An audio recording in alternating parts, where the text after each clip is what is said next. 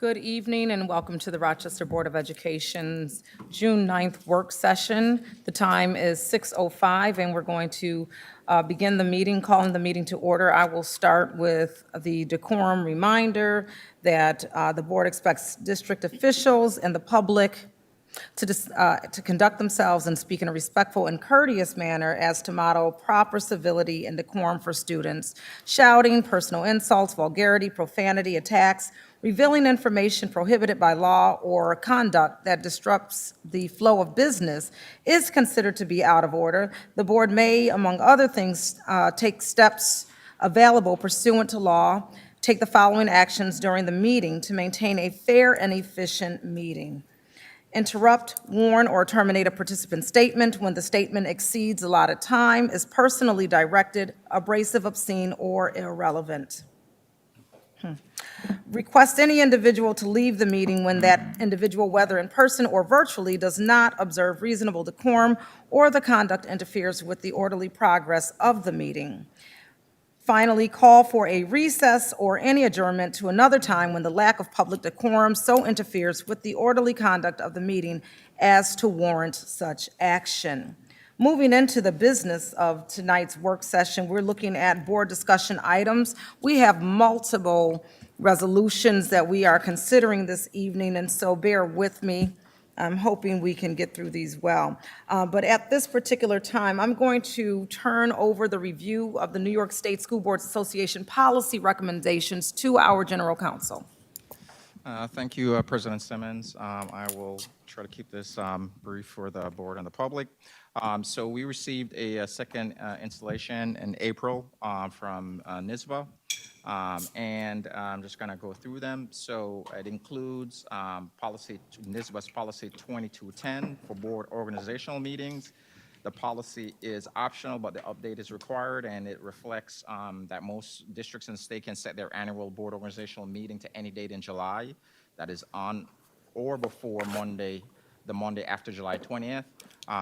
But importantly, it says large city school districts are the exception. NYSBA's policy 2210 would be aligned with our policy 2300, but based on the updates, again, as I said in the last sentence there, this is not applicable to us. Then there is NYSBA's policy 4765, virtual, blended, and remote learning. The policy is recommended and the update is required. And they say that they have updated this policy to reflect the terminology of current state regulations for remote, virtual, and blended instruction. NYSBA's policy 4765 is the same as ours.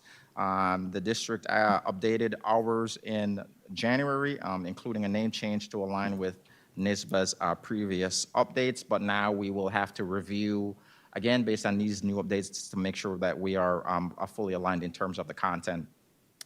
Then NYSBA also forwarded their policy 5422, diapering and toileting protocols. The policy is recommended, and it is a new policy. And this policy was developed to outline the district's requirements for schools to establish diapering and toileting protocols under new state regulation under Education Law 305. Although policy 5422 is not required and just recommended, I think it is worth a review, by the administration to determine, and the board to determine whether, this is a pertinent policy. I know some things have been circulated for some time because we did get outreach from SED for comment on this particular policy. So I think it's worth further exploration. Next is policy 5100, students in attendance. Student attendance. The sample policy had previously included language exempting a student from minimum attendance requirements for course credit for absences related to a student's homelessness. They have also updated a section on remote, virtual, and blended instruction to align with current state regulation. NYSBA's, the district's policy 5100 is the same. And so that requires, again, just some review to make sure we're still aligned. Policy 5155, students in temporary housing. They indicate, well, federal and state law use the term homeless child. We retain that definition, but refer to such students as students in temporary housing instead. We also clarify that district programs, activities, and services that condition participation on a seat time or minimum attendance requirement exempt absences related to homelessness. NISBA's policy 5151 is district policy 5110, and policy 5110 is actually on the board's agenda for tonight. Then finally, NISBA's policy 5205, eligibility for co-curricular and extracurricular activities. The policy is recommended, and the update is recommended. They suggest modifying the policy to provide an exemption to students in temporary housing for absences for reasons related to the student's homelessness, so that such absences do not result in their disqualification, ineligibility, or exclusion from such activities. And the district's policy that aligns with that is 5305. So again, this requires some review to make sure that we're still aligned. And once that occurs, it will be brought up to the board for action as necessary. Thank you, General Counsel. And as Welcome. stated, 5110 is on for consideration by the board this evening. 5305, which is our version of 5205, I don't see that on the agenda, but thank you. We need to keep that in front of us. Definitely want to ensure we are in alignment there. Moving on the agenda, we have multiple policies presentation. I'm going to turn the mic over at this time to our clerk for the evening, which is Ms. Travis.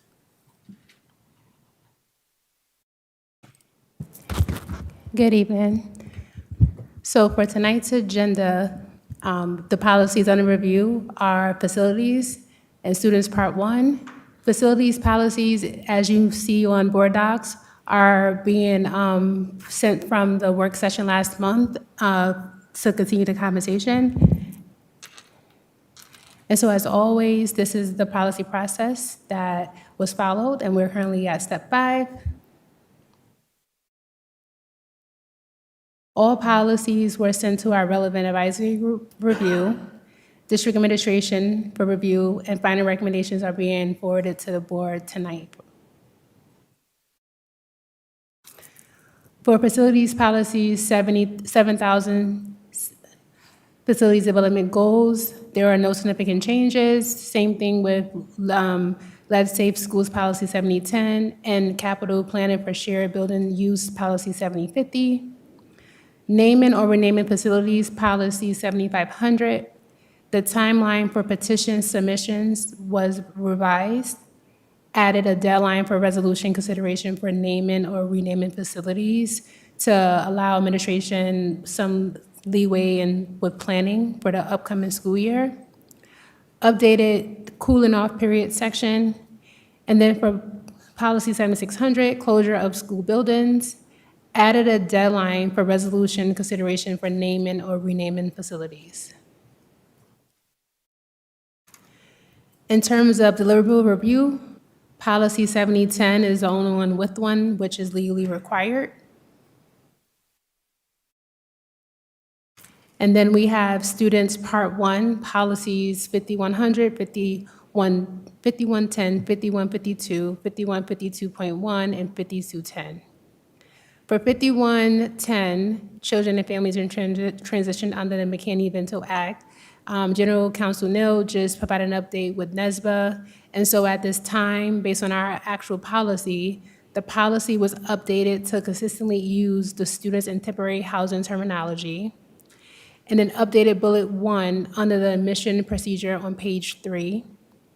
Admission of non-resident students, policy 5152, updated with students in temporary housing terminology to be consistent with policy 5110. In both policy 5152.1, admission of foreign students, and 5210, student organizations and programs have no significant changes. And then students attendance withdrawal, policy 5100, General Counsel Neal did share that there are some updates that's needed to that policy, so that policy is still under review and will come to the board once it's been updated. And so next steps, it's a typo there, the policies will be followed policy 2410 and is expected to be voted on by the board at the August business meeting, not the July one. Thank you.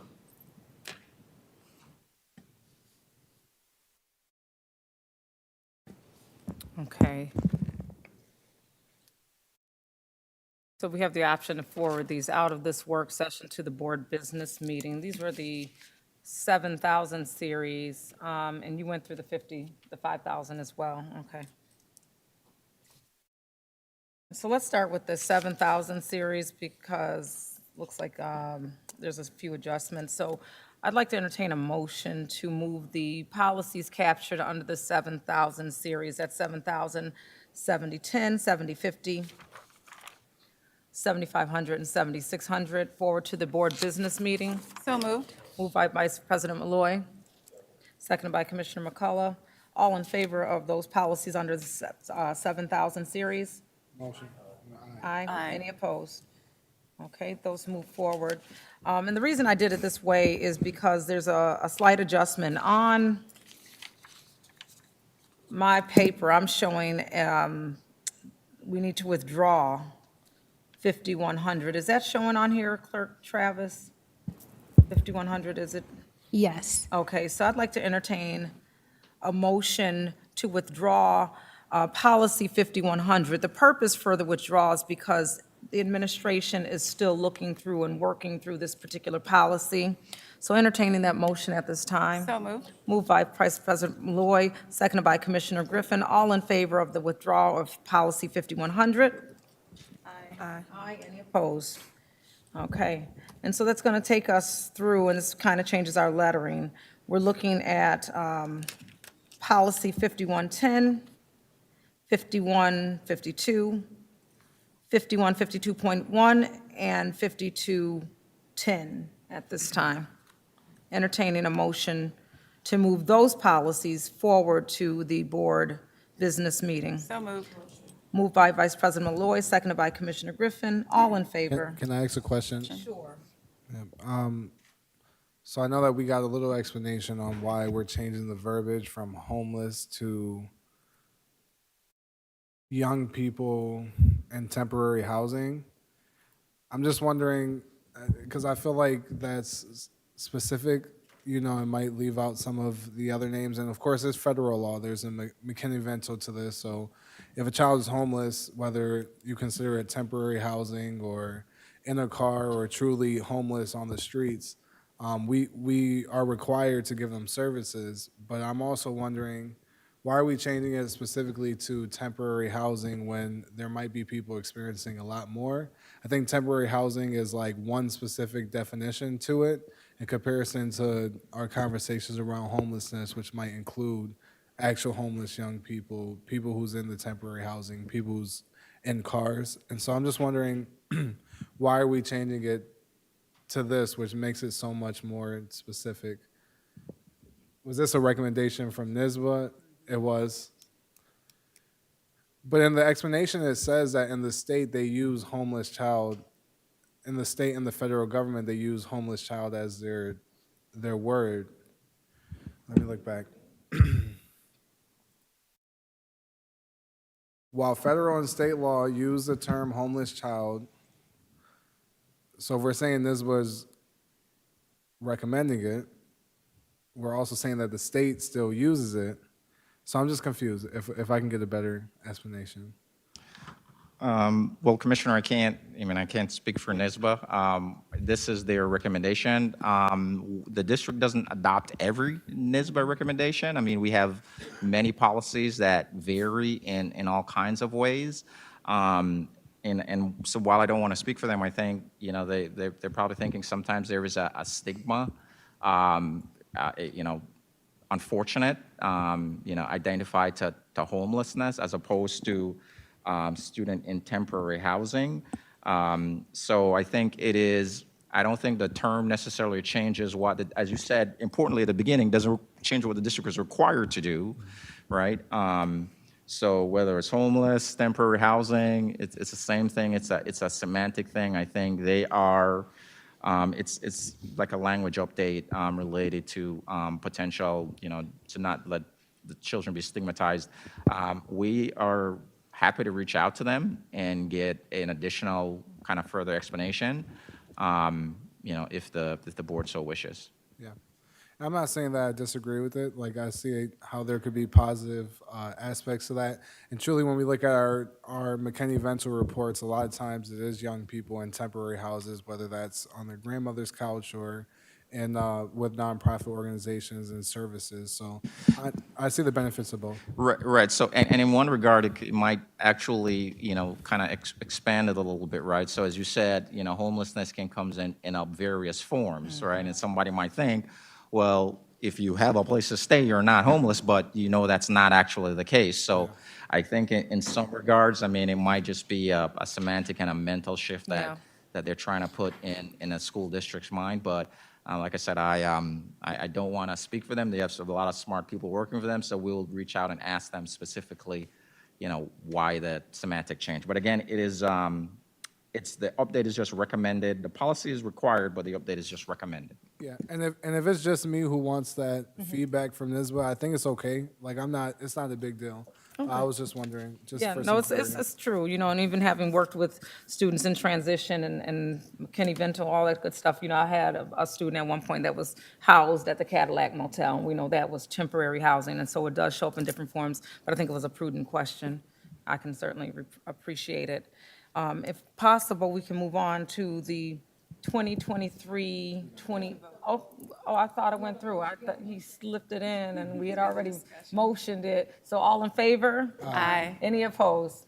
Okay, motion carries. And so we're moving on to the 2023-28 Board Policy Review Calendar. And as you know, there was a point in time where we had several policies that hadn't been updated. You could look at our policy book and find policies from 1987 or whatever the case was. And so the board committed itself to making sure we had a calendar of review for the policies. I'd also recognize that at some point we may consider a policy diet and figure out what that will look like for us. But as it stands now, the policies that we have in front of us are the suggested policy for review.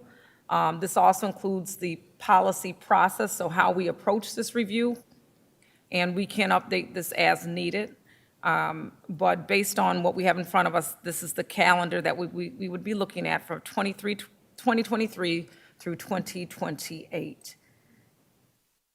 So I'd like to entertain a motion for the board policy review calendar and standard operating procedures at this So time. moved.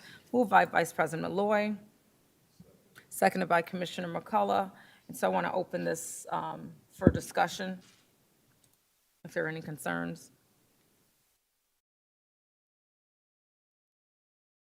Hearing none, all in favor? Aye. Aye. Any opposed? Okay.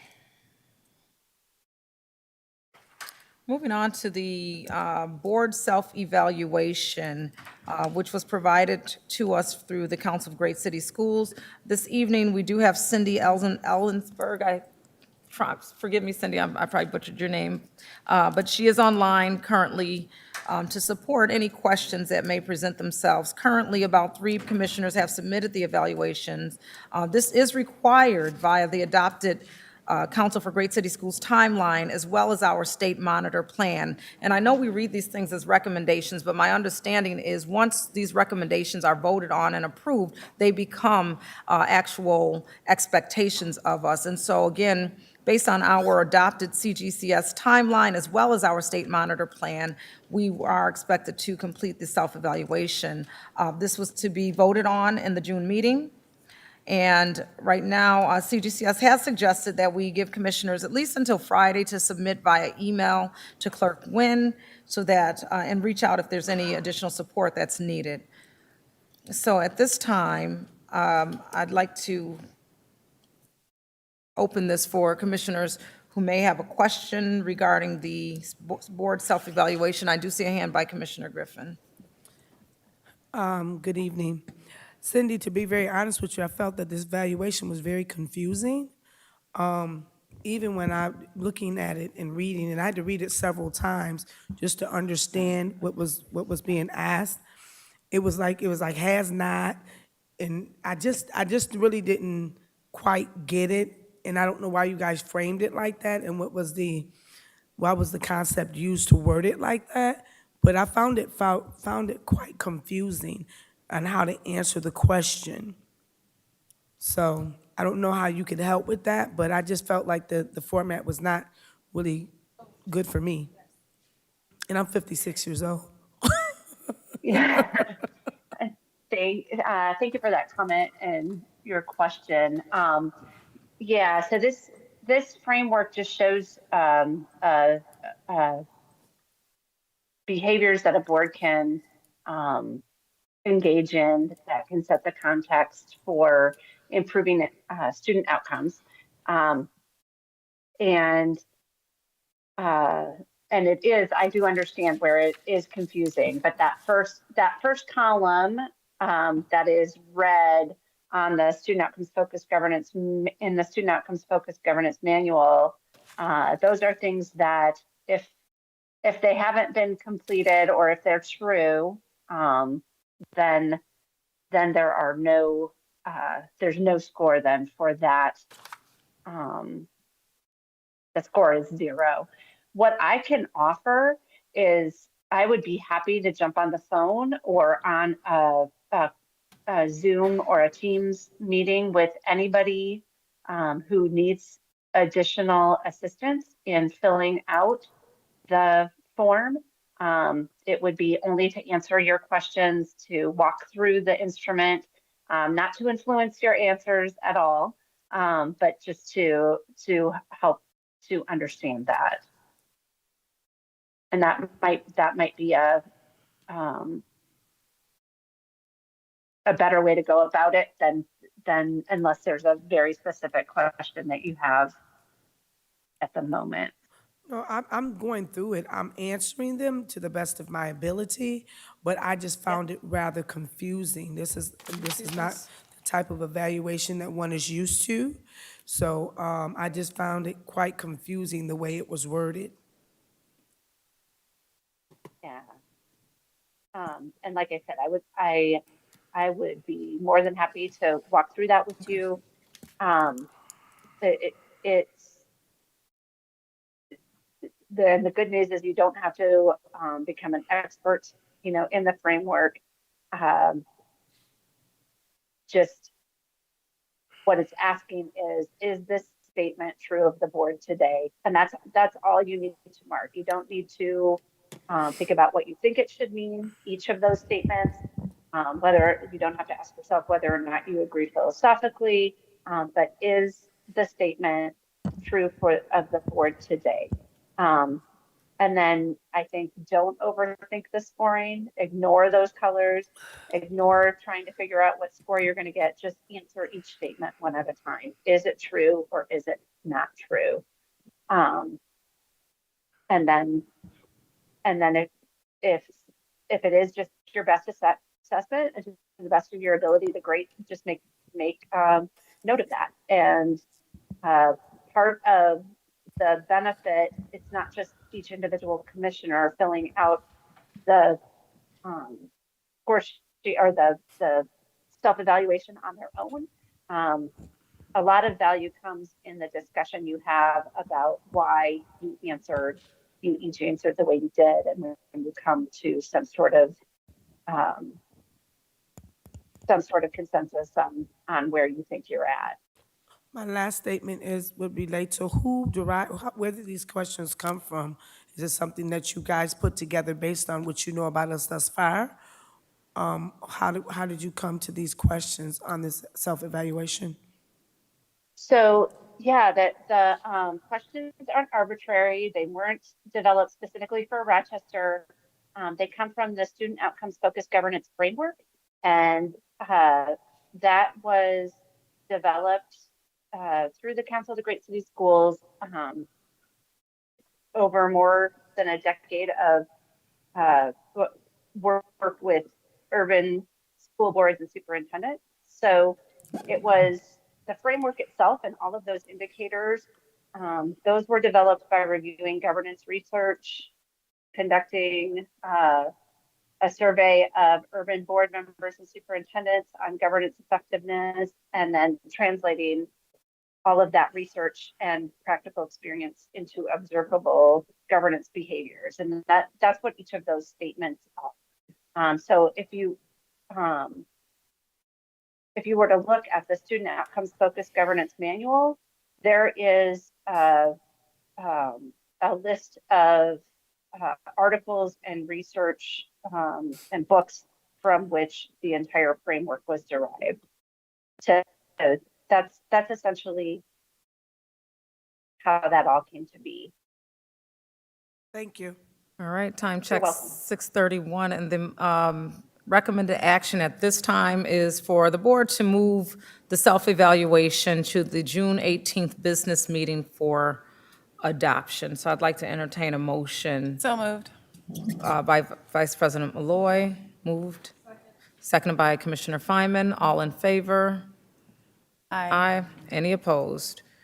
Okay. So the board self-evaluation is now moved to the June 18th business meeting for adoption. There's a motion to amend the 25-26 board meeting calendar here. And so this motion to amend the calendar is to add the special meeting so that we can consider, the 26-27 budget amendment. This meeting is required per the May 12th budget amendment to deliberate once there's a state-adopted budget.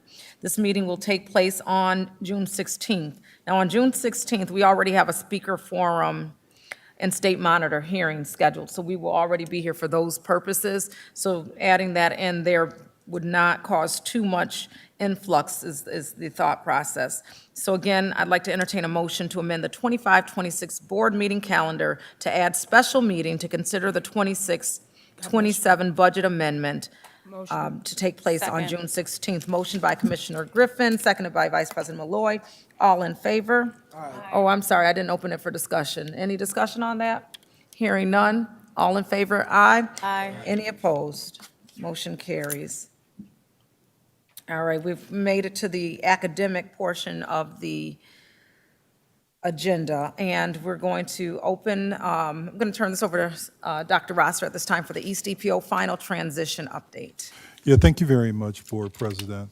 As a part of our obligation under the academic plan, we are going to be providing our final East transition presentation for this upcoming, for this school year. I'm going to have Chief Blocker come up to take us through the final transition update. Good Chief Blocker. evening.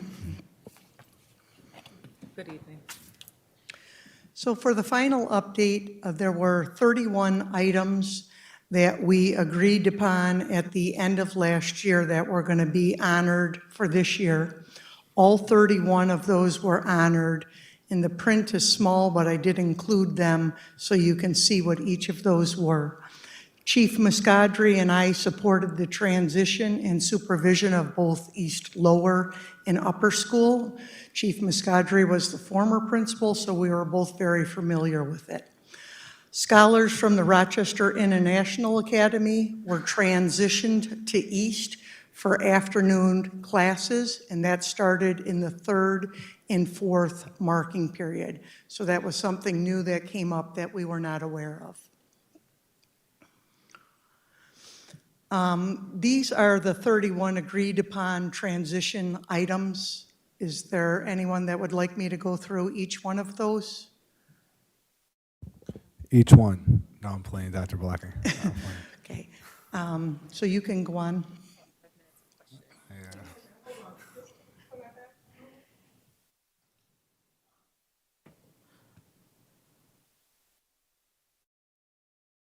So it's just basically stating that because you're saying that the memorandum of agreements for 25, 26, so those basically those are closed out. Is that what you're saying in this? Did I miss I something? am saying that. I'm actually saying, though, that they were honored. So this is Okay. my final report to say they were expected to take place, and they did take place. So each item on here has already taken place. Okay, so they're expired, correct? Yes. Okay, okay. I'm just for the record. Okay, thank you. Tom, if you can keep going, please. Keep going, please. Keep going, please. Keep going, please. Thank you. Changes that are going to take place for 26-27. Teacher leaders will transition to RCSD as instructional coaches and will follow the same formula as RCSD. Thus, there is a reduction of teacher leaders that will take place at East moving forward. Reading teachers will be reduced by 2 at East Lower School. Assistant principal positions were eliminated at both the lower school and the freshman academy, and a counselor position was eliminated at the freshman academy. East will follow all RCSD curriculum decisions. So there were decisions that said they could continue to use the East curriculum that was devised over the last 10 years. And there were decisions that said they would go to whatever RCSD is using. So they have been working on those. They continue to do collaborative work to determine which one all of RCSD will use, or if there's going to be a blended model for both. Our support model will significantly change. We previously had an English, math, science, and social studies teacher, for example, all in one room that supported kids simultaneously. That will reduce to 1 teacher per room. Staff reductions will happen just like they've happened in every RCSD school. Separate contracts that we had will be eliminated, and they will either be funded through RCSD or through grants.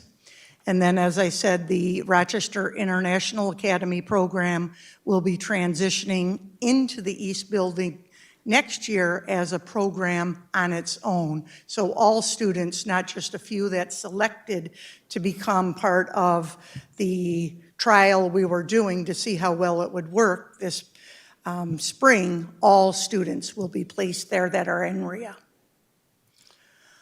A school-level living contract is being pursued to allow some elements of the EPO to remain in place. And I've really just kind of highlighted the main ones that were there. Extended day will continue, family group will continue, collaborative planning time will happen daily. Summer PL will change from 5 days to 2.5 days. We'll continue to have 3 teaching blocks per day for 72 minutes each. Wednesday professional learning would continue for 1 time per month. So there's the district one that's required, 1 Wednesday per month, and this is an additional one that is specifically for East, targeted toward East teachers.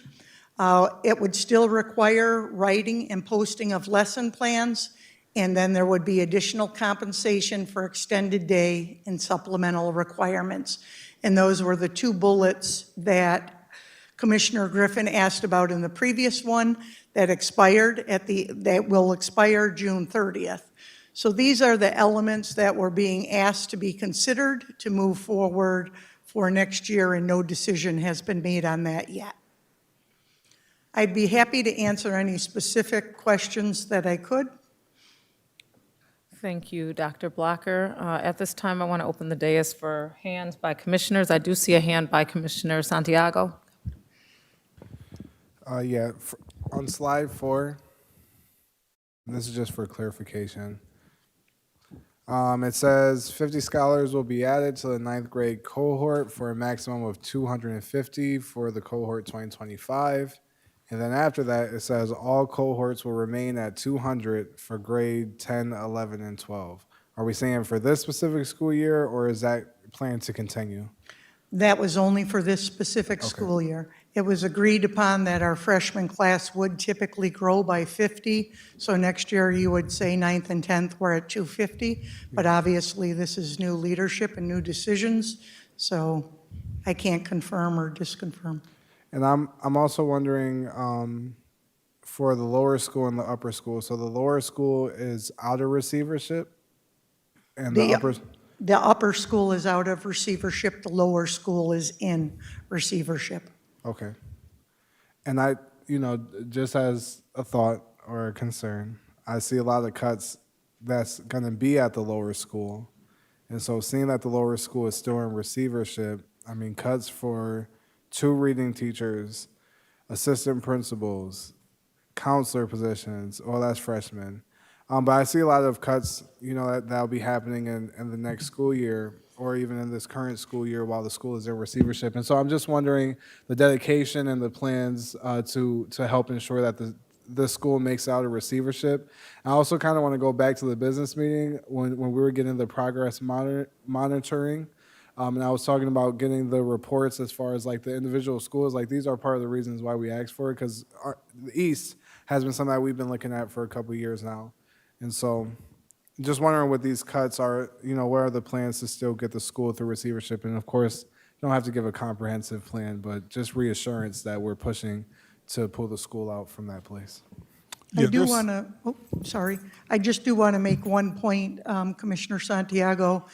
Even though East Lower School may not be out of receivership, I certainly directly attribute Upper School getting out of receivership as a result of the work that's been done for the kids that have been present 6 or 7 years. So you're not seeing a 2-year turnaround, but I do believe it has deeply contributed to the success. Yeah. I'm sorry, Dr. Russer. Oh, no problem at all.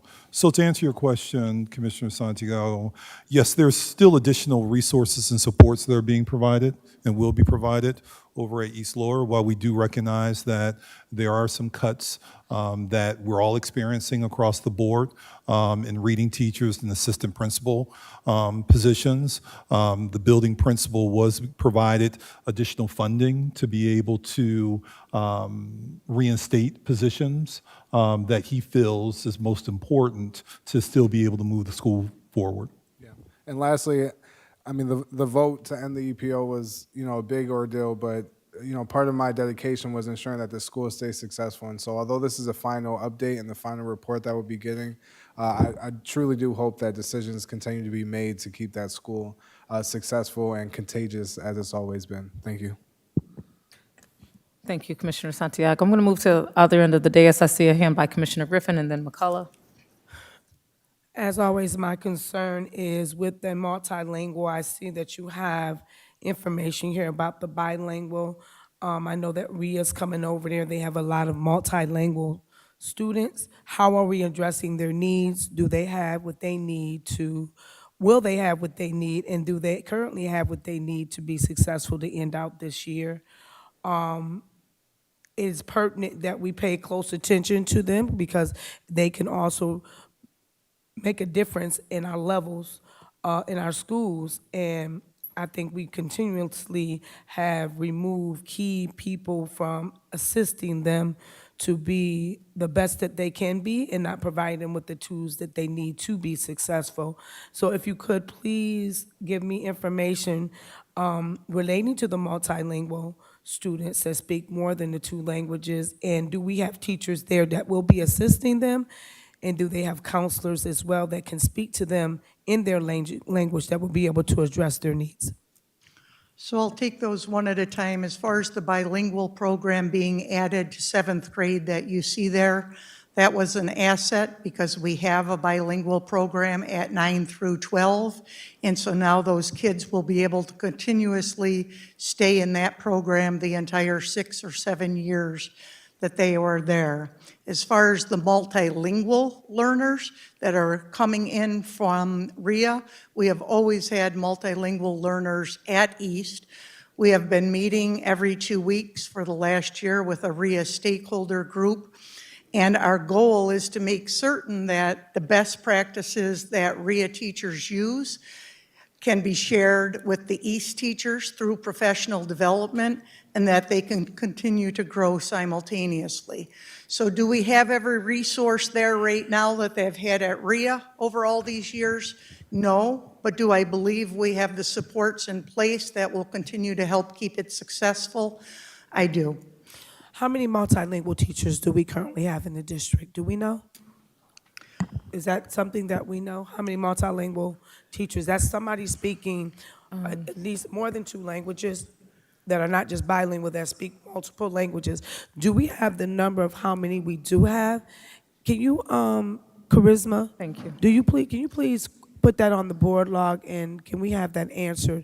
I would like to know how many multilingual teachers that we have in the district, and in placement to address the needs of our people. Thank you. Thank I you. will say, Commissioner Griffin, there are 3 multilingual that they call homeschool or language assistant coaches that will be coming with the kids from RIA. Those 3 are representative of the top 3 languages that are at RIA to smooth that transition so the kids are not coming without any direct support in their native language available to them. They will be stationed at East, just so you're aware of that. Thank you. I know that also we lost a key person in our placement department that was actually, I think about 4 or 5 languages he spoke, and I'm just concerned that as we're doing this transition, that we don't have the people in specific places at the RCSD and at East or any other school that needs it, that we are be failing our students and out of compliance. So those are my key concerns, because here again, if we can't provide those services, we are failing our children. Thank you. Yeah, one of the things I'll say real quick too, so that not only our commissioners, but also our listening community has an understanding of how we're supporting our multilingual and bilingual learners, is that as a part of the presentations that we're going to do as it relates to superintendent updates, we can most certainly schedule early, maybe in August or early September, doing a presentation so that our commissioners as well as our listening community has an understanding of the plethora of supports that we are providing here in the Rochester City School District for our bilingual and our multilingual learners. I think that would be great, and I want to move the conversation forward, and I have a few hands, Commissioner McCullough and then Vice President Malloy. Hello, how are you? Good, how are you? I'm wonderful. So I have a couple questions. One would be, it's on the lines of RIA. Will they have because it's the academy that's going over there completely? Am I correct by saying that? It's like the whole academy, 7 through 12, going to the whole program. So will they have an academy director, or will it still be the principals running that program? So there will not be an academy director. There is a position for someone that has the knowledge that has been at RIA. That person has taken another job. The RIA group will fall under Principal CanCam, and we're still figuring out next steps, how we're going to replace the one individual that has just recently accepted another job that was at RIA. Yeah, the position that Chief Blocker is referring to, and I believe the title is Implementation Specialist. Yeah. That position, we did allocate in the budget for the school to maintain a specific administrative position to be able to assist those students, those teachers, and those families, which is different than what we do for other programs. So we wanted to make sure that as we were transitioning the RIA program over to East, that it still had a substantial amount of support to be able to support our new Americans within that school context. Thank you. Also, in addition to that, I noticed that there were teacher leader transitions, positions that were taken out, some transitioned to instructional coaches, there were reading teachers that were taken out. How is that going to actually help improve the current status of receivership at the lower building if we're losing the supports that are going to help us get them out of that status? I know, but I'm asking something else, though. It's okay, we reinforce one another oftentimes on We this do, dais. no, but here, and the reason why I'm asking for more clarity on it is because when it comes to the SPED students, our special education students, some of those positions were directly related to helping them. And so those individuals who were there are now gone. So knowing and understanding that with our SPED students, they sometimes will drive that receivership to where it is, how are we going to help those buildings? And I know that Dr. Rochester said that he gave allocation to the principals to put forth and bring some of those positions back, but now we're looking at a position where if I'm the principal and I have a need for something else, but I'm also having a need for this, now I'm in between a rock and a hard place on what I decide to do. So as a district, I think I'm more so asking, what are we trying to do to make sure, without putting that principal in that position, how are we ensuring that they have the resources to help with that particular population, to bring them up where they need to be? Can I ask Chief Cody, can you come to the microphone and talk a little bit about our Tier 1 or Tier 2 or Tier 3 supports for our schools and how we've applied additional resources to each of those school models so that they then have what they need in order to continue to move and progress forward with our children? Sure. So with regard to reading teachers, intervention prevention teachers, and the instructional coaches specifically, as Dr. Rosser shared, we developed sort of a tiered model where our CSI receivership schools essentially get the most allocation, and we could share what those specific allocations are with you. After that, our CSI schools sort of get the next best well-resourced allocation, and then the rest of our schools that are in good standing sort of get like a base allocation. And again, that was some of that more difficult decision-making that had to be made during that budgeting process, but we really felt like we developed a solid model as the base, and then we gave additional to receivership and CSI schools. With regard to the teacher leader allocations at East, previously over the past 10 years, given the amount of instructional and curricular work that was done there, there were teacher leader positions across all areas, including like art and music. And so now coming in alignment with the district's model as we try to, again, figure out how to spread the wealth of East and lift instruction across the whole district, they will continue to have the 4 core instructional coaches, which are responsible for supporting, lifting the work of and the outcomes of special ed students just alongside general ed students and our multilingual learners as well, just like the rest of the district. At the district level, we do maintain district level special ed coaches, ENL coaches, and so we are preparing a model now to ensure that our remaining TOEs in central office really are providing coaching services to schools that perhaps they weren't before. So some of this is in the sort of restructuring of the district resources to also be facing the schools and supporting the schools as well. So just so that I'm clear, so you're using an MTS with being your tier 1 across all schools to help with the reading specialists and the different positions that now are going to be directed towards those high need schools. Correct. That's what we're saying? Okay, perfect. Now, is there a associate director of special education going to be located in East as well as other schools, like they are in the other schools as well? I believe it's a question. I see her shaking her head in the back. Kristen Swan, can you please come to the microphone so our listening public and our board commissioners can hear you verbalize your response to that question? Yes, there will be an associate director assigned to both East Upper and Lower School. And lastly, with this living contract, did we get the teachers' involvement into it so that we can move on to go ahead and finalizing it? Yeah, 97% of the faculty at East approved the school-level living contract. So we're good to which I'm move. planning to bring forward to the board for approval or consideration for approval at our June 18th meeting. Good, because I do know that they are waiting for that. Yeah. Yeah. Thank you, Commissioner McCullough. And finally, Vice President Malloy. Thank you so much. And thank you, Commissioner McCullough, for asking that question just about the instructional leaders or teacher leaders moving to instructional coaches. Just to add to that, I loved the explanation. Thank you, Chief Cody, for that.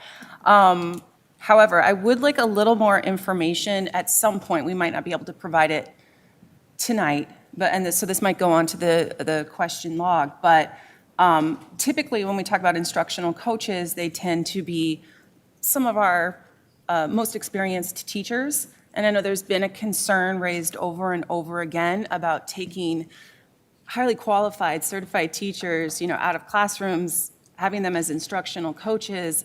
I'd love to see the evidence of the success of that model. And I can speak, I know East really well. I know that there's been a lot of success there. But whenever we're talking about taking certified teachers out of classrooms and then putting them in those instructional coaching positions, I want to see if it works, number one. And I'd also am concerned with, we have a shortage already of certified teachers in so many areas. So when I hear that there are more instructional coaches potentially either at central office, or it makes me a little nervous because I want to make sure that we're able to staff our classrooms with certified teachers.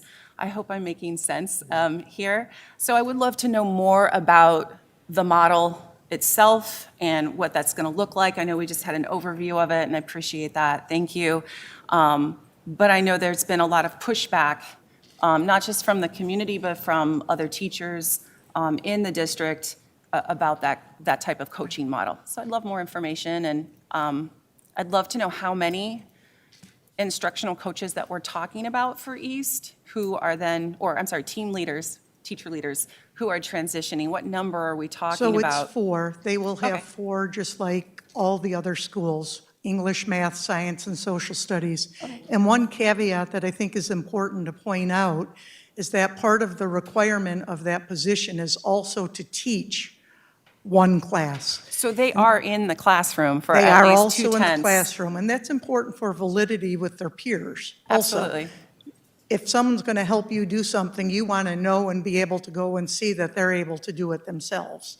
So I think that's a real benefit of that. But it will be 4, just like it is at every other school. You know, in Israel, they actually require their administrators to take on at least one class as well. Just thought I'd throw that in there too, just to show their teachers that they know how to teach as well. But no, I appreciate that answer, and thank you very much.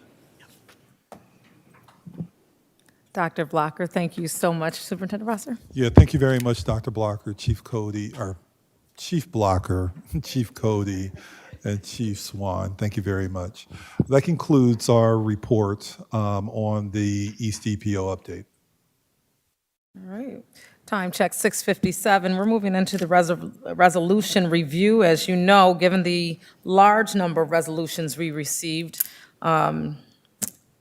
we have batched these resolutions, so bear with me. We are under the academic and summer school resolutions. Those have been batched. So academic, we have 3 different batches, and summer school, we have 3 different batches that unpack. I'd like to entertain a motion for the academic and summer school resolutions at this time.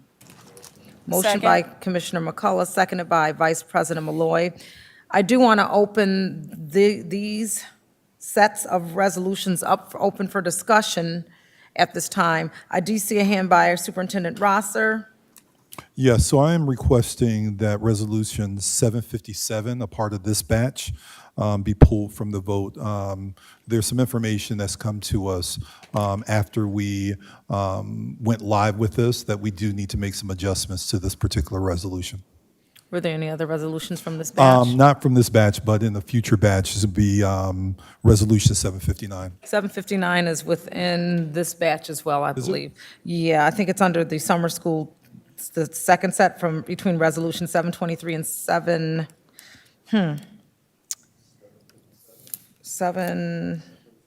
I have 757, but then there was a 759. Yeah.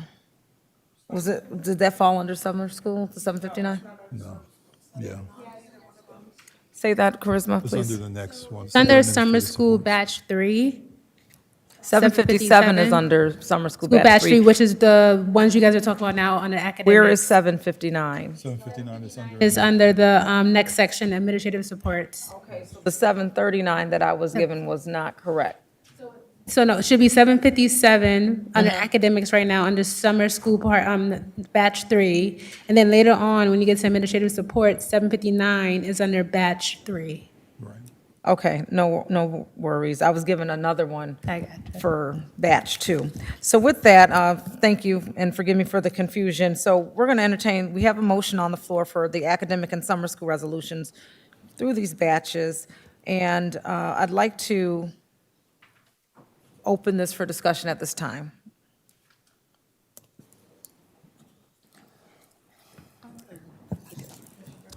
I'm just gonna be completely honest. We received a lot of resolutions, and unfortunately, I haven't had the time to clearly go through them all. I know you guys had months of putting them together and missed a lot of deadlines getting them to us. And it's really unfortunate, and I'm gonna say this for the listening public, so they do So- understand. Hold on 1 second. I'm going So to wait, respectfully hold- ask that hold on, we. hold on 1 second. I'm not holding on. I want to Commissioner just, Simmons, I want to get some this is clarity. me. I'm talking for me. I understand that. Okay, so I need to address I'm the going community for me. to No. appeal to general counsel for just a moment because I want to You gave me the be mic. I have the clear right to on address some of the community things that in I reference read to in we regards to where the speaking timelines are to for us to our receive the administration. resolutions. So it's not to What I'm quiet your saying, voice, Camille, but is it is to you get need some to clarity. you need to listen to what I'm saying. I'm You don't know asking what to I'm get going some to clarity say. for a moment, and I'm asking explaining to something call this to about order. myself, I Camille. understand that. This is not toward you. I'm Okay, so asking for let me some express clarity. what General happens with counsel, me, the reason why I'm not prepared like I should be. I understand, and I'll President allow Simmons. you to Yeah, do that. honestly But I speaking, want but to this is for me. appeal to general counsel Yeah, this for is a for brief me. moment. This is for me. I understand I that. can address this for me. I understand that, but I do need to Yeah, appeal to I'm not general addressing counsel. anybody but for me. As we conduct this meeting, I want to make sure that we are in alignment being with the decent and in expectations. order, though, I'm not President speaking Simmons. to, I'm not saying that. I'm Okay. trying to appeal to general But you need to counsel. let me finish my voice. And I let will, my voice be heard. Commissioner Griffin, Commissioner Simmons. I'm going to ask that I I didn't mean to say am Commissioner- able to President speak Simmons, I'm to, sorry. you don't I have to was call calling me her President. president, you don't have to call me anything, but I do ask that I can just appeal to general counsel respectfully. And I'm using the most respectful tone that I can muster. And general counsel, I just want to make sure that we are in alignment because we do have voice and opinion. I just want to make sure, there were some things that you cautioned, and I just want to make sure that we are in alignment so that I'm clear as we can continue to facilitate the conversation. Right, and thank you, President Simmons, and thank you for allowing me to speak. So I think you are referring to really when the, again, as it pertains to board and speaking and giving of opinion and deliberating, you really want to address the matters, not the people, not the personnel. There are appropriate ways to address personnel, to have questions and conversations and discussion as it pertains to personnel. The board is allowed executive session, for instances like that if there are, certain concerns. Typically the dais is not the place to, chastise personnel. Again, obviously, no one can tell a board member your opinions are your own, your votes are your own. Again, the rules are in place for a reason. Executive session, the exemption is specifically in the open meetings law for a reason. It is not the place to embarrass, personnel. Questions and concerns can be raised in a way that is productive and conducive. Ultimately, the administration works for the board. The board can vote and give a directive, right? And that is the way the board speaks, right?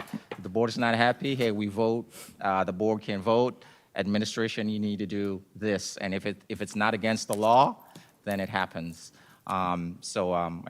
I think that is Thank you. the advice I would just give to the wanted to board. get the clarity on the personnel matters and not to relinquish voice because I do recognize and respect that we've all received this influx of resolutions, which is concerning as far as getting through them all. And so I know that's what you were looking to render, but I did want to make sure we're in alignment with the expectations around understand. personnel for myself. And so thank you for allowing me to gain the clarity needed. And Commissioner Griffin, I want to give you the mic.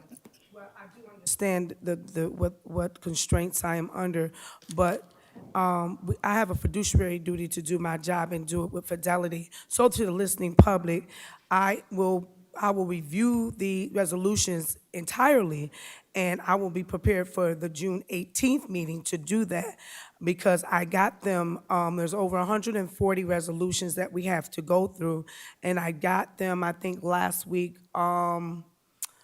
I think it was Wednesday. However, it's still a lot of them to go through. I did see some of them, but not all of them. And I just wanted you to know that because I want to do my job with fidelity, I probably will be a little bit silent tonight about some of them, but I will be able to address them on June 18th. Thank you.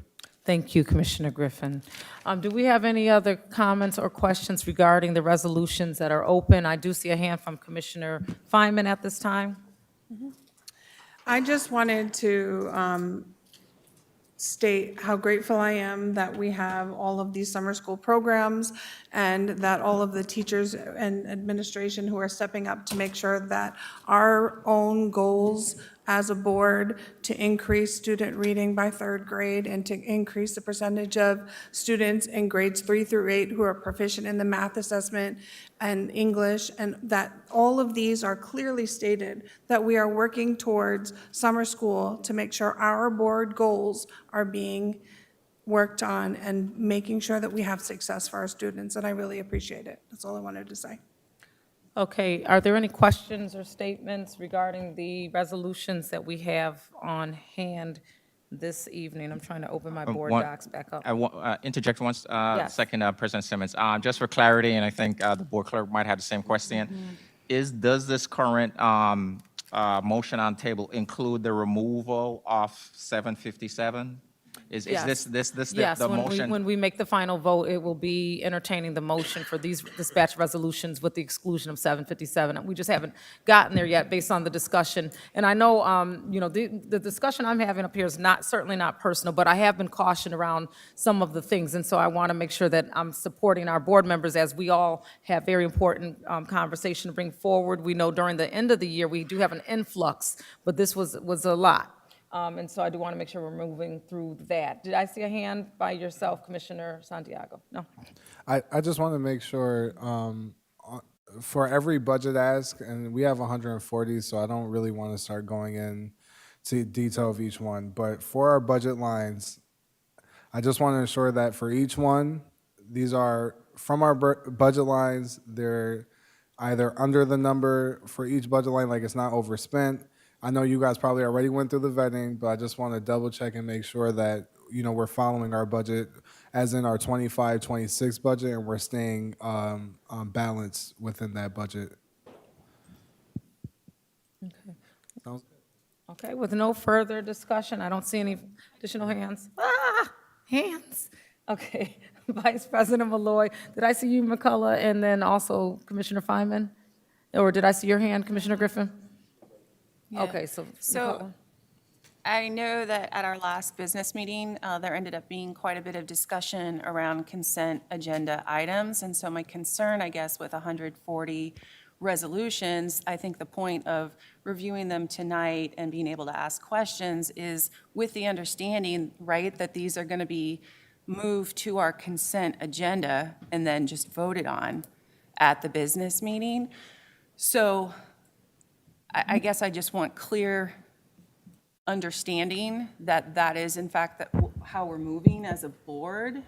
Is that the expectation that we don't have discussion then under consent agenda items? This is more procedural than anything else. Perhaps General Counsel can enlighten me, like for consent agenda items, normally we don't have discussion at the board meeting. Thank you. Yes, I can add some clarity on that. So that is the intent, right? I mean, under parliamentary rules and procedures, and I think under the district's, kind of intent and the clerk's office intent, a consent agenda item is typically should be uncontroversial, already reviewed, everyone's on the same page. I think the process as it was changed and voted on by the board is for the in-depth kind of review and conversations that happen tonight at the work sessions. And if there were items that the board is not potentially comfortable with making it to the consent agenda, then those are removed, and I've seen that happen several times. So yes, typically, when the item is moved to the consent agenda, it's something that the board is on the same page on, that, we can just vote on this, and there shouldn't be kind of questions, comments. Obviously, Yeah. each commissioner has autonomy and and has the right to raise a question at any time. Right. And if that happens, there's technically a protocol for that as well. But that is really kind of not the intent of a consent agenda item. And I think Yeah. I saw the clerk might have raised her hand, so she might have some additional Okay, insight. I guess my concern is that with 140 resolutions, and we knew that we were going to have this sudden influx for the summer programming, but I do want to ensure that commissioners have an opportunity to get some very in-depth questions answered, even if those aren't tonight that they're answered. Commissioners need to be able to get those answered, whether that's on the question log or through 322 meeting or whatnot. Those questions still need to be answered, and there's just a lot here. That's all. Thank you. Do you want me to add on? Go ahead. All I was going to add on, Vice President Malloy, is whether the resolutions tonight are pulled or just continued on, commissioners still do have the opportunity between now and the business meeting to reach out to board staff to have questions added on to the board question log.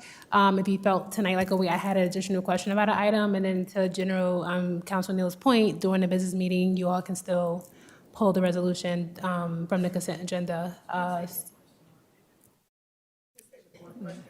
Yeah. No, Yeah. no, Yeah, we'll actually be revisiting that at some point, but And so Vice President Malloy, I want to emphasize that what Clerk Travis said. Absolutely, you are able, a board member is able to, the board is able to pull an item off the consent agenda. And again, very technically, procedurally, and the board and district doesn't tend to do it this way to help speed things up, but, you know, technically, a question is asked on anything, it could come off the consent agenda automatically, but I think typically the board has a good cadence and process for just asking a question, reincorporating it back into the consent agenda, but under very formal, like Robert's rules, like, you know, a lot of things could get pulled off, but I think that derails the whole idea and intent of the purpose. consent agenda. yeah, Thank you very much. certainly not a standard that we'll maintain. So I do appreciate the conversation.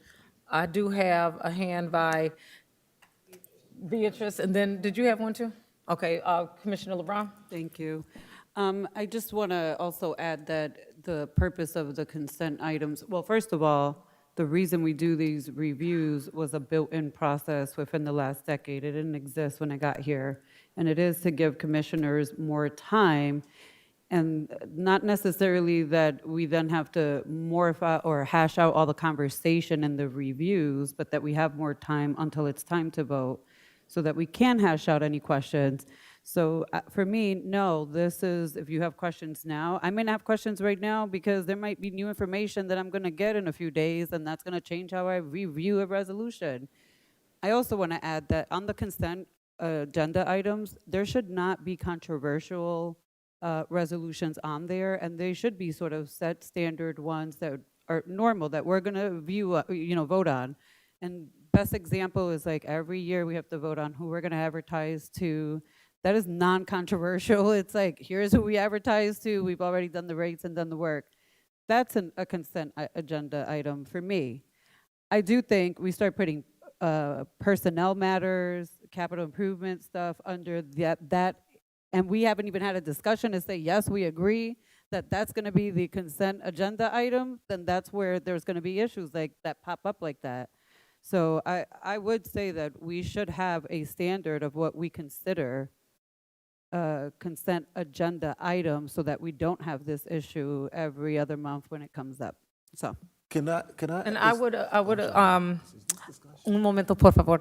I would agree with that, you know, and I think that comes to be by way of the board maintaining clarity on our expectations. And so as we have conversation, because expectations and our unity as a board and what we would like to see only comes through these type of conversations. And so as we commit ourselves to our students and having conversations that are focused on things that will help our students in our district, this is where we can then give administration kind of that guidance around, we would like to avoid those type of items on the consent agenda, and then that's understood.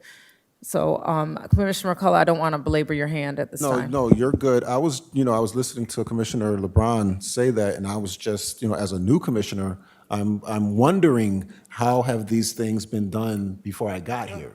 And if that was the norm for those, then why aren't we still following those norms? Because I'm not going to lie, as a new commissioner, I do look at the older commissioners who have been here for multiple years, the senior ones, to try and get a better understanding of the flow of things. So for that to happen, I have to hear them, and they have to speak up and say how things went in the past so that we can continue and move forward. Because I don't want to reinvent the wheel, because that's just silly. So I'll put that there, but thank you for that information, because now I have a better understanding of how we're supposed to be doing and moving forward. Well, we didn't have a consent agenda in the past, I don't believe. And see, and that's what I was Did we hearing. practice it? But it wasn't just. We just didn't- Everything on there, under one consent, this is all a consent agenda is what's being said, and we didn't have it like that prior. Right, we didn't practice, so we're in a new day, and I would caution us probably to be mindful of the past. Yeah, Because we got yeah. 40 years of a lot of stuff, but I do think we have a path forward, and, you know, when we're on the brink of change and trying to do different things, it can be a space of ambiguity and betterness, but I do find the beauty and the power in people bringing historical context and knowledge to help inform different things. I do see a hand by General Counsel. I was just going to reiterate that the consent agenda, as the iteration it is pretty, maybe in the last 4 or so years for the board. Okay. Prior to that, the meetings were very long. So it is kind of up to the board, again, in consultation with the clerk, hey, this makes the agenda, and that's how the consent agenda came to be. You know, there were those kind of conversations about what should make it, what should not make it. And really, it is to dispense with, you know, technically non-controversial, but for every board, that's going to be different. For every commissioner right now, that might be different, right? So it is really the board coming together collectively and saying, hey, this works, but this does not work. You know, we sometimes have some lengthy meetings now, but prior to the consent agendas, you know, imagine going through, you know, if they weren't bundled, right? And there was a time where even bundling wasn't done. So it is that trade-off in terms of, you know, getting business done, you know, in an expedient manner, but being thorough and doing your due diligence. So speaking of lengthy meetings, I do want to do a time check of 7:17, and we do have a motion on the floor. That was a fake hand, right? No, that is. That's a real hand? That wasn't my question, Okay. though. And Commissioner Feynman, did you have a hand as well? Okay. Do you have one last hand? Yeah, I actually Okay. do have a couple of questions, too. For Resolution 756, and I believe that is in the, let me get it for you. The 756 is in June academic batch number 3. And I just have a really quick question about that, because this is for, I think it's about the pre-K. And in the executive summary, it says that the certified budget line balance is pending for the 26-27 budget approval. What are we 100% sure? I know that, just for clarity, will the funds be fully available to start that on July 1st, because that's when it's supposed to start?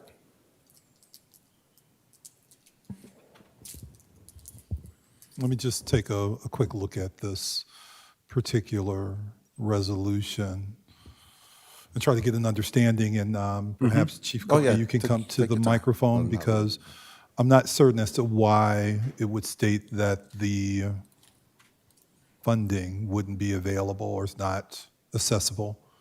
Because as the early childhood. As the state has enacted its budget, then of course the pre-K dollars are available, and I'm not certain if this was crafted prior to that action.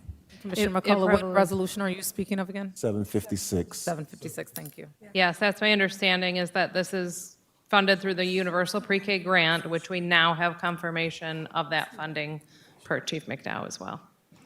Okay, I appreciate that. And then I have another question. This is for, yes, it will be. This is for, even though that first one wasn't a question. This is for 710, Resolution 710. This is the special education report.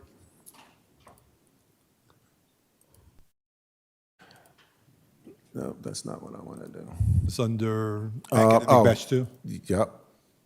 This Resolution 710. Batch number 2 in academics. I'll just, everybody there?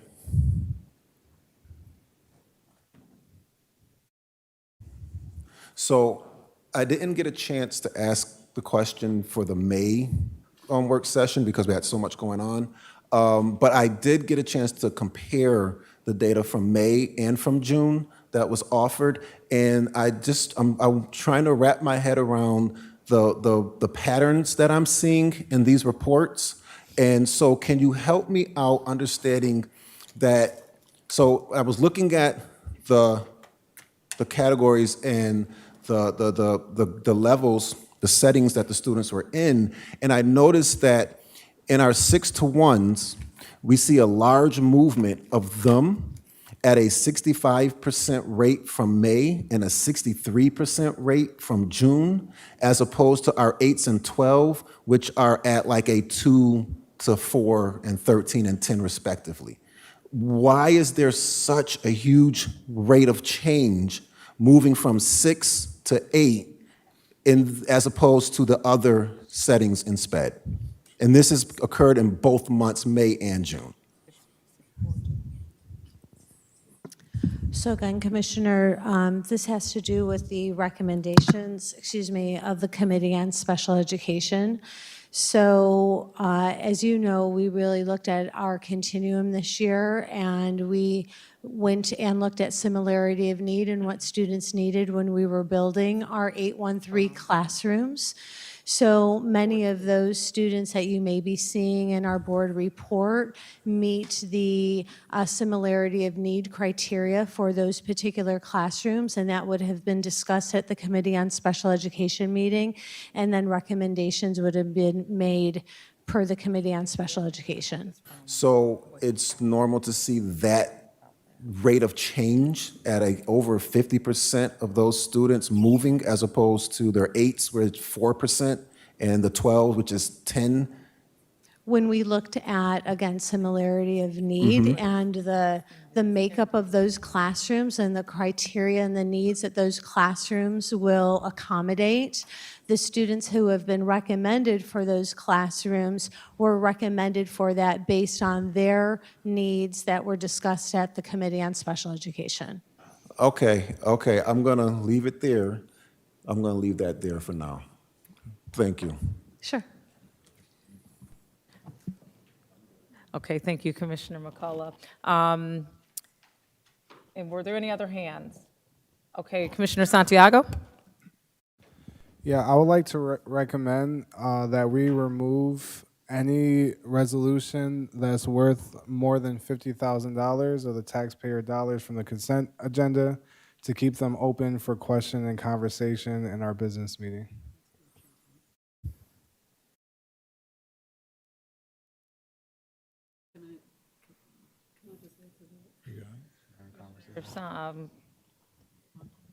LeBron? So Isaiah, I'm like, yeah, that's great, Commissioner Santiago. The only thing I would caution is that if we have a contract with a vendor and it exceeds $35,000, then it would appear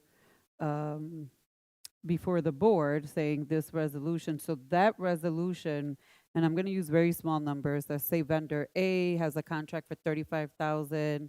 And then in the middle of the school year, we're like, this is great. We want vendor A at school B, and that's going to just cost us an additional $10,000. I'm just throwing out a very small example, but theoretically, the board would then be, administration would be generating a resolution for $10,000 to amend into that contract, and could technically end up under the consent decree because that amount is under 50, right? So I would say that if we're going to go by a monetary amount, that it has to be the first contract. You understand? You following along? Because anything over 35 will come back to the board again, but it can come back in a much smaller amount, and then we may not be seeing the big picture. That's my So trick in other too, words, by the the way. amounts can add up. And forgive me, Santiago, because Correct. I've had a hand on, but the incremental amounts could add up, especially if they're interrelated to the same vendor. So we have even programs that we have, and they have a big contract and then subsequently smaller contracts, but all the dollars ultimately end up or add up. And so to Commissioner LeBron's point, If we have a vendor with multiple contracts, small, they could end up in a place where we should be having board approval or looking at them a little more closely. So thank you for rendering that. And Commissioner Santiago? Yeah, I was making the recommendation that we remove any resolution currently on our consent agenda that exceeds the amount of 50,000 to still be open for questions and conversations for our business meeting. If So- there's board members who support that. So please know that anything that we vote on, even if we move forward with these particular resolutions to the consent agenda, right now it's June 9th, and the next business meeting, I believe, is June 18th. So we still have, is it 19th or 18th? I believe it's 18th, thank you. We do have the opportunity, Commissioner Santiago, to certainly get that clarity and ask those questions. But if we're moving up to that time frame and we still feel like we haven't gotten the clarity and there's a really large concern, then we can certainly have that conversation. Does that work? Sounds good. Okay. And so with that said, entertaining a motion for the academic and summer school resolutions, batches 1, 2, and 3 academic, 1, 2, 3 summer school, with the exception of resolution 757. All in favor? Do we need a motion for? So we haven't pulled any, but certainly flag that one. And is that the one you spoke with me about, Commissioner Griffin? Certainly, keep that there, and then we can certainly follow up when we have time before the business meeting to gain clarity on that. And so with that, we have the motion on the table for resolutions, academic and summer school minus 757, moved by Vice President Malloy, Do we already have a seconded by motion on the table? Commissioner Griffin. Sorry. All in favor? Did we have a motion on the table already? Were we ready for the vote? Aye. Any opposed? Motion carries. These resolutions, again, are understood to be moving forward to the consent agenda for the upcoming business meeting on June 18th. But if we have some concerns, let's get that clarity prior to the business meeting.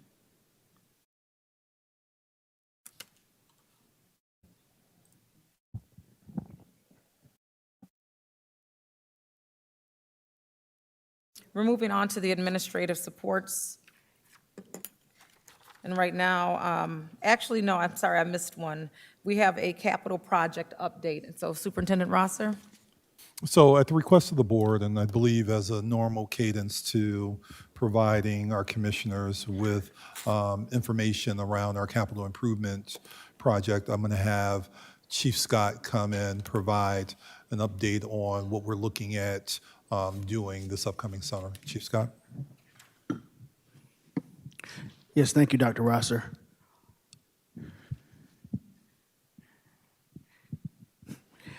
Good evening. I'm President Simmons, Commissioners, Superintendent Rosser, State Monitor, and to my colleagues on the Cabinet.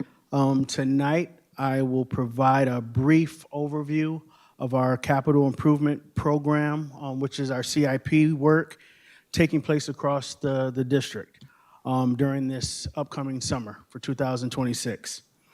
This work represents a significant investment, of course, in our facilities, in our infrastructure, which is very important with many of our older buildings, just ensuring that our schools remain safe, functional, and supportive with the learning environments, both for our students and also our staff. Each of our projects, and I just want to just give an overview for everyone, each of our projects are evaluated by our design team, which consists of very seasoned engineers and architects. There's recommendations that are made based on our building condition surveys, which we conduct every 5 years, as well as feedback, of course, from our principals and our building leaders, along with community members as well. We evaluate each of these projects through several lenses, including our facilities' age and condition, the safety concerns of our buildings, and also the overall operational needs. And so this summer, we are managing approximately $27 million in construction activity across multiple district sites. The work includes roofing, mechanical system upgrades, classroom renovations, playground improvements, pool renovations, energy efficiency projects, and other very critical facility improvements. While much of this work occurs when students are out of school, months and often years of planning design take place behind the scenes. And the procurement process takes place prior to any construction begin.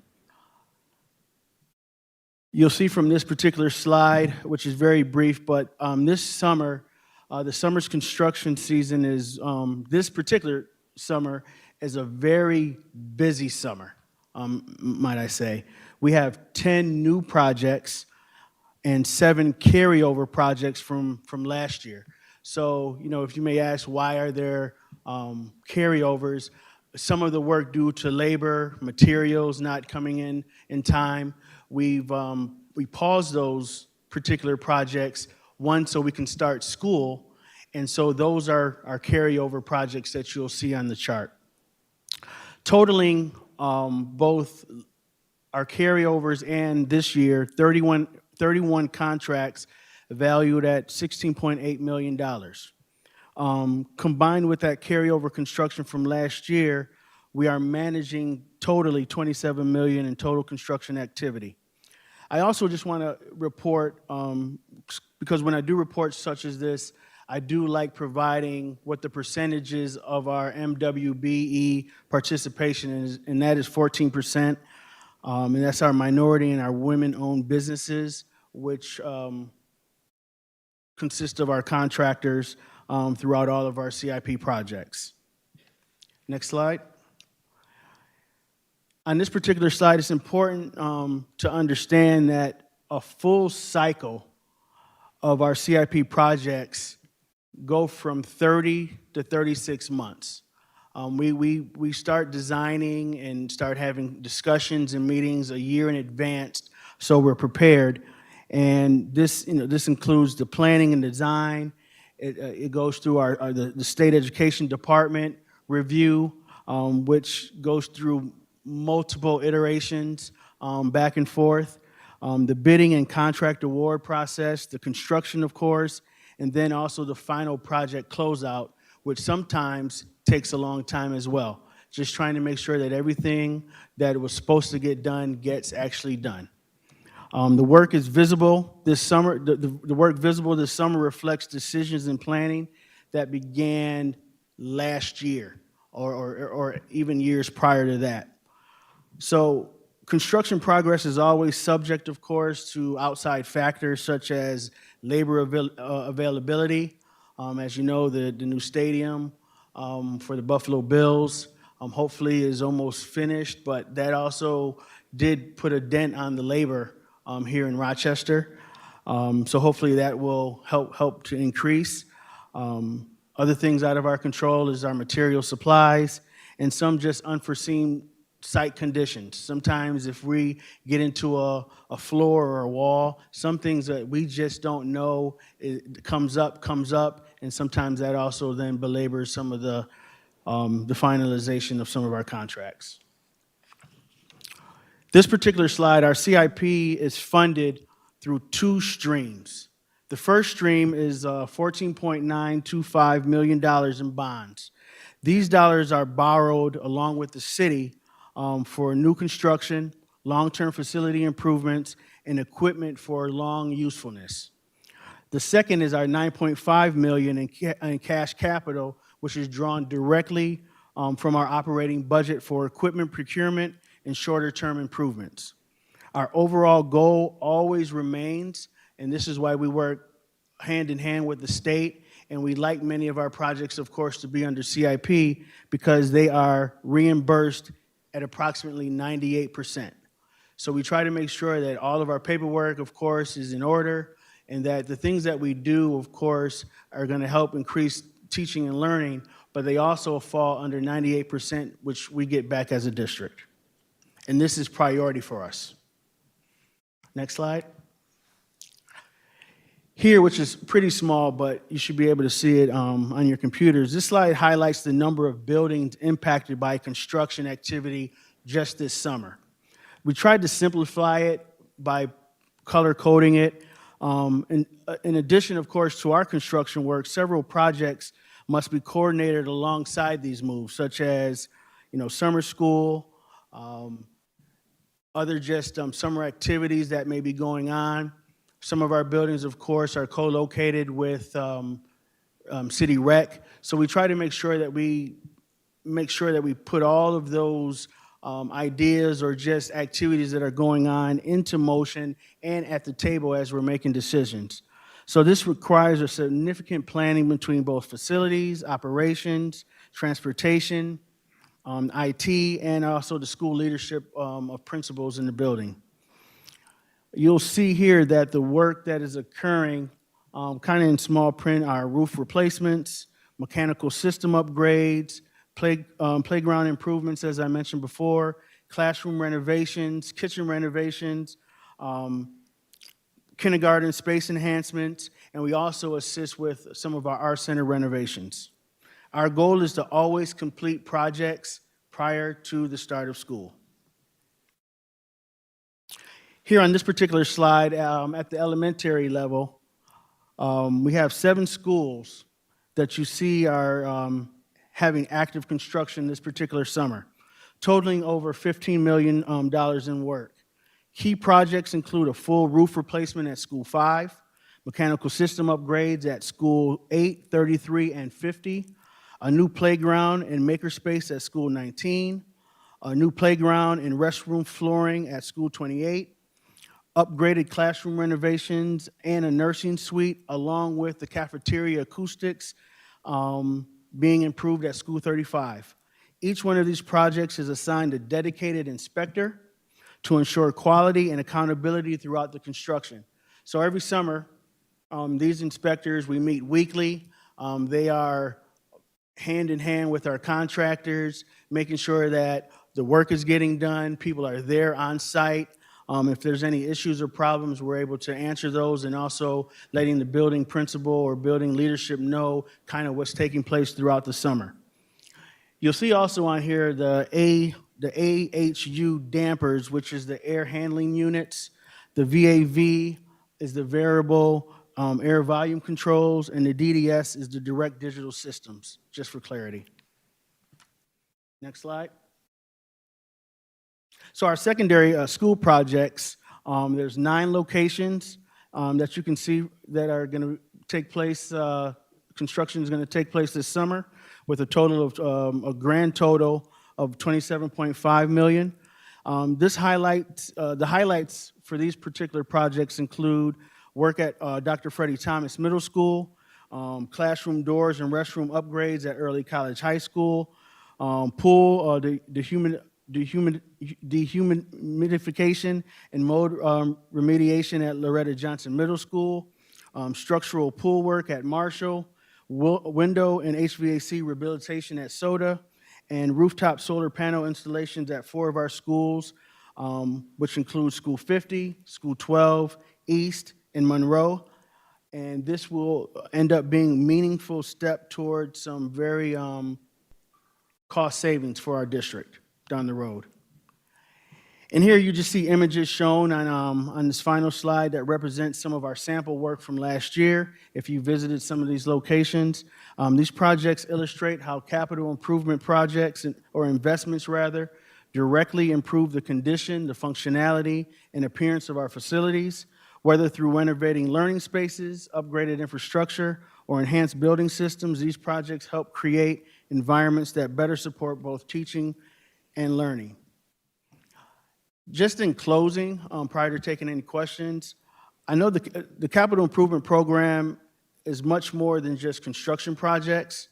It's about creating both safe and modern and welcoming learning environments for our students and staff.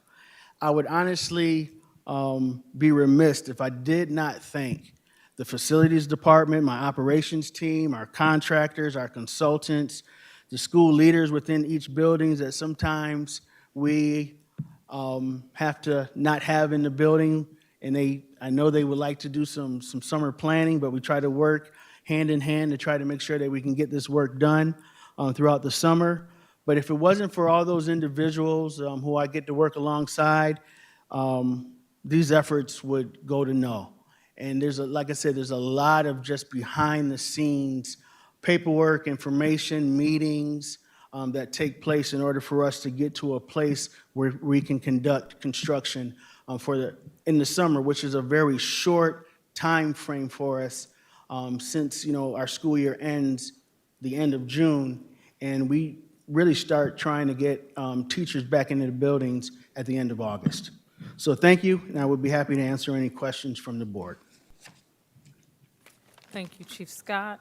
I feel like I see a hand from Vice President Malloy.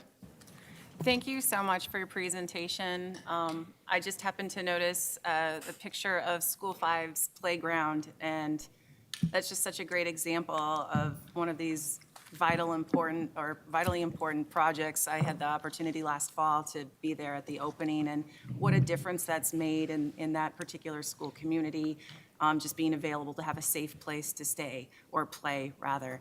And the kids are just so happy. It's nice to see it in action. So thank you for all you do. Thank you. Thank you, Vice President Malloy. Commissioner Griffin? Thank you, President Simmons. My concern is, I'm looking at, you're also working on 44 school, correct? Or no? Is this just saying, There's no information. I just want to make sure before I ask the question.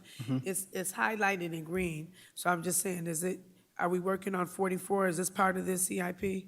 So School 44 is not a part of the CIP, but Okay. we are working currently on School 44 to make ready for the upcoming school year. So some of our projects don't fall under CIP due to timeliness of, like, when we find out information or if there's emergency situations. So 44 for this particular year did not, well, the work that is taking place currently right now at School 44 is not falling under the CIP because, Okay. remember, this information here was actually put in place last year for this year. So now if you look at the CIP projects that we have in place for, 2027, for 2027, you will see School 44 on there as a CIP project.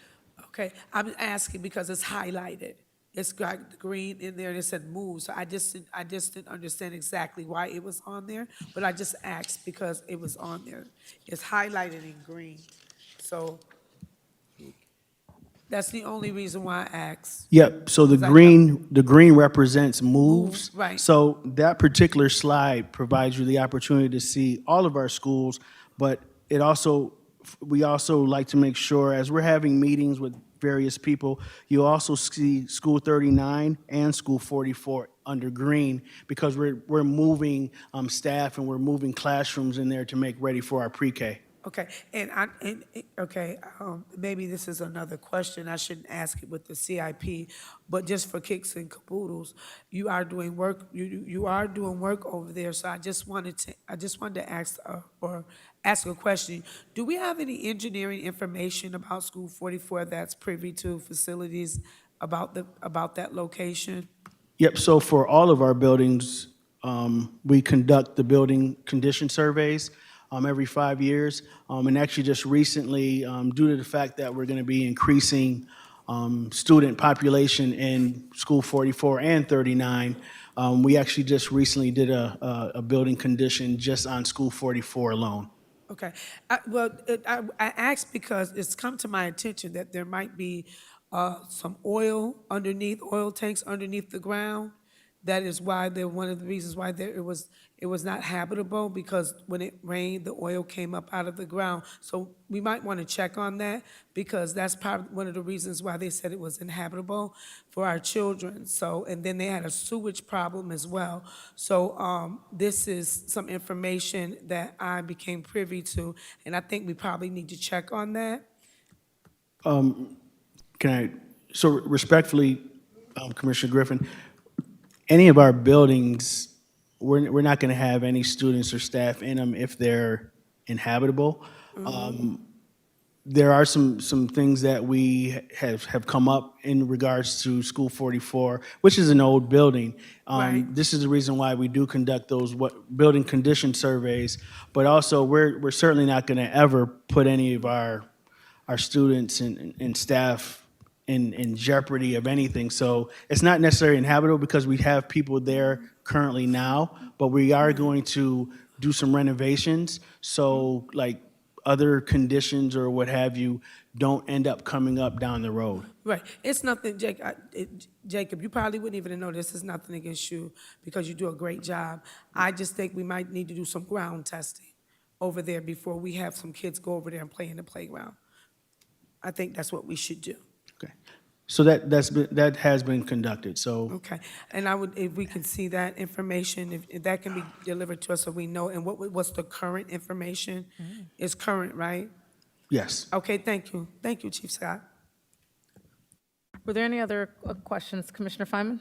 I don't have a question. I just wanted to say, as I was doing my due diligence and going through all the resolutions and all of the presentations, I was excited to see that we're doing a lot of solar panels, and that is bringing us to a more,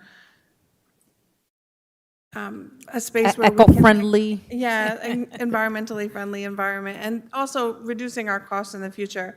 I was also, as a personal note, really excited to see the rec center pool at Adam Street finally being worked on. I didn't realize that that was a school project, and that was something that we utilize in our family quite often, and I'm really excited that the pool's finally going to be open, so thank you for that. Thank you, Commissioner Feynman. Commissioner LeBron and then Commissioner Santiago? No? I thank you, Jacob, for that presentation. As you know, we typically get this before we then vote for the CIP, but we're here. You would not know this, but I submitted some questions regarding CIP in general. But what sticks out for me based on those concerns I share is the 9.5 million that's stating, where is that coming from? Is that this year's budget or the 25-26 budget? And typically it's 10 million allocated. Are we not allocating 10 million for the 25-26 year? So that's where I need clarity on. Yep. So these funds came from this particular school year's budget.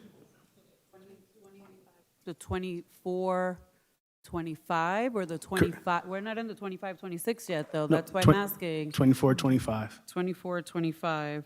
So we didn't spend any of our, did we spend our 10 million that's typically allocated into capital already?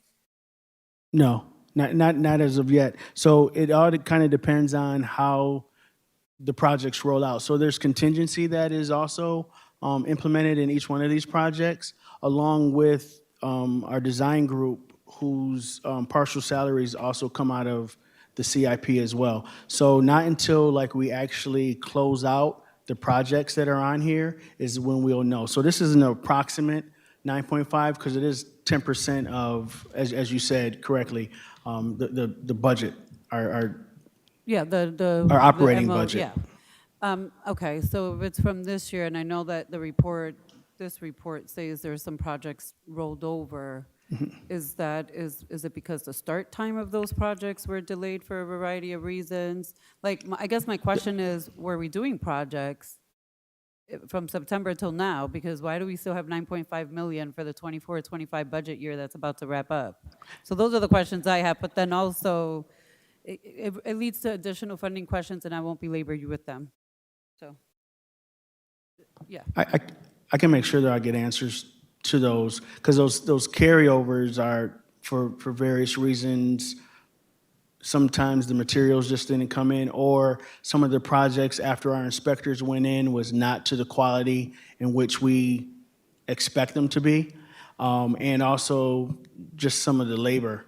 You know, some of our contractors just didn't have the bodies to finish some of the projects or even start some of them. So some of them did carry over into this dollar amount. Yeah, I think it actually would be important for the whole board to have an understanding of what projects started, were delayed, whatever reasons they were delayed. This is my first time for me, and I don't know, there could be historical context other than myself here, but I don't ever recall that we still have 9.5 million when we're 30 days to closing this year's budget, and July 1st starts the new budget. So that's all. I have lots of other questions. Again, I will not belabor you because it is not your responsibility to be belabored with the finance questions. Thank you. Thank you, Commissioner LeBron. Were there any additional questions before we close out this portion of the agenda? And some of the delays that you spoke of are what you kind of opened with, such as like the labor being taken over to Buffalo and things of that nature? I'm just trying to. Yes, that was just an Just example. an example of But- some of the things that may have happened. But the labor market is, So is the manufacturing market, I know that too, so that, yeah, there's a lot there. So I appreciate that. With no additional questions, Dr. Rosser? Thank you, Chief Scott. Yeah, thank you very much, Chief Scott. I want to move forward on the agenda, and at this time check at 7:51, we're going to take a look at the administrative supports, and this is for resolution review under, again, administrative supports. I'd like it to entertain a motion for administrative report resolutions, batch 1, 2, and 3. Entertaining a motion. So moved. Moved by Vice President Malloy, seconded by Commissioner McCullough. And Dr. Esser? Yeah, at this time, I'm requesting the resolution 759 be pulled from the vote for the same purposes that we pulled 757. Okay. The request to remove 759 here. And these batches of resolutions 1, 2, and 3 for administrative supports are open for discussion at this time. Commissioner Santiago? Yeah, I would like to recommend that the Code of Conduct resolutions isn't on the consent agenda. And where are we, Clerk Travis, on the Code of Conduct timeline? So the policy is scheduled to be amended next week during a June 18th business meeting. But I also, if you don't mind, ask for clarity because there's 2 code of conduct type resolutions. Are you talking about both? Yeah, both of them. As LeBron shared, the consent agenda is supposed to be for things that's constant. There's something that we don't think is, and not saying that this is controversial, but it is a big document that's legally required. And so I think both of those should be removed from the consent agenda to be separately voted on. I can name the number. Let me check. Okay, so there's a motion on the table to consider the Code of Conduct be moved from the consent agenda for additional conversation or what have you. So I want to appeal to the board for that. And then you said there were resolution 687? 686. Oh, 680. 680. It is 686 and 687. Let me just, Yeah. 686 and 687. Thank you, and Superintendent. the purpose for removing this from the consent agenda is to have additional conversation around it at the business meeting, or what were you Well, looking to just to do? make sure that our practices are remaining the same as far as what we're trying to do with the consent agenda, but also if there are any statements, anything to be shared during that time, I think that we should leave it open for that conversation. As Commissioner LeBron said, the consent agenda is for non-controversial, non-big regulatory resolutions. This is not it. This is something that's legally required. We vote on once a year. So the consent agenda is for what the board chooses it to be. However, I do agree. Right, which is why I'm with asking ideas for a around not motion having for us to controversial remove it. items. And for the purposes of maybe having some conversation around there, because I know that was something you were very involved in wanting to have that discussion. I think we could move that from the consent agenda so that we can put more meat around that conversation. So Commissioner Santiago, if I heard you right, you still are interested in voting on it. You Right. just would like to have some additional discussion from that. And so with the motion on the table for Resolution 686 and 687, I saw a motion by Commissioner Griffin. Second. No, I think it was. I heard Griffin. Who else did you second that? The initial motioning? No. I'm sorry, Charisma. The initial motion for these resolutions was Malloy McCullough. Right now, for Commissioner Santiago's request to remove 686 and 687 and not involve them on the consent agenda, it's Griffin, and Santiago's now seconding himself. Am I out of order in that? Okay, thank you. Yeah, so I'm just wanting to get the flavor for his request to do that. I appreciate all of the support and all of the help.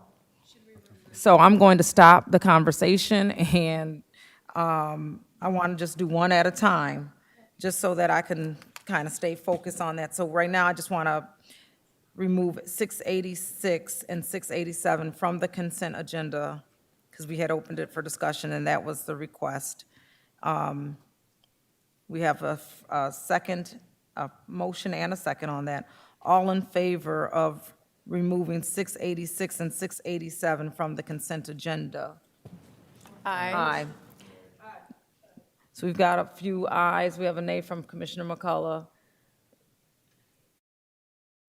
All right, so that the motion carries. And to your point, Commissioner Vice President Malloy, we have 659 as a resolution the superintendent has asked to withdraw at this time, correct, sir? 759, withdrawing that. And so, were there any other discussion items for the batches that are in front of us? With none, entertaining a motion for the administrative supports with the exception and withdrawal of 759 and the removal, we've already done the other two. So with the exception of 759, all in favor? Aye. Aye. Aye. Any opposed? Okay. No, for the original one. So just for your record, opening the administrative support resolutions, I opened it for, entertain the motion. Vice President Malloy, Commissioner McCullough, first and seconded. We opened it for discussion. Commissioner Santiago put forward a motion to remove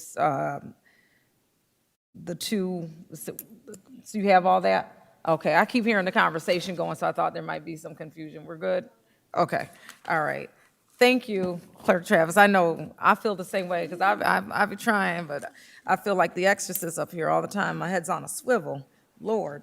But we made it, because we did that. And so now, remove the rest of them to the consent agenda, and so we are at the progress monitoring report on the business meeting.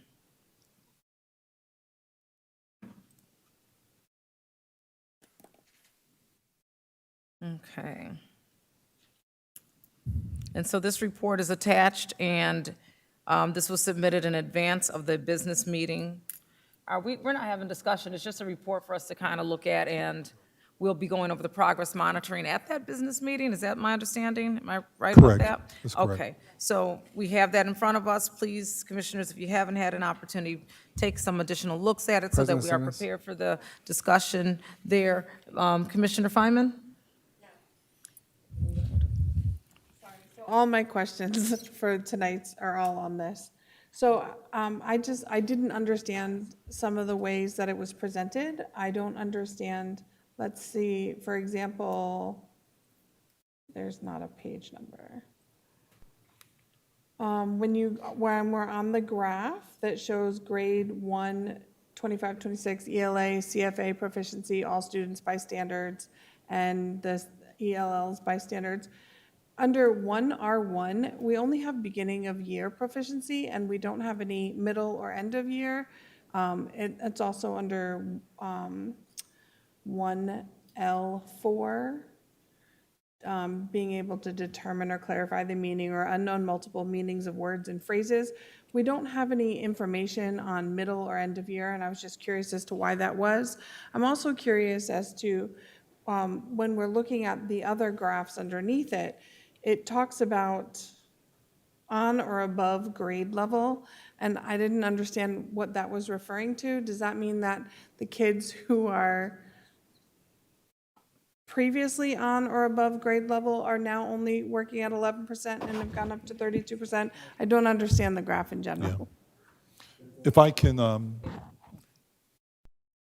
if I can just remind us, the purpose of us providing this particular report at this meeting is to provide an opportunity for commissioners to then be able to generate questions, for those questions to then be submitted through our question log, for us to then be responsive to prior to the actual presentation that will come at our June 18th meeting. Yep. So this is, again, this is a report. Take a look at this information, and we will be able to generate and actually dig into this conversation at the business meeting. I do see Commissioner Santiago, and then I'll move my way into Vice President Malloy.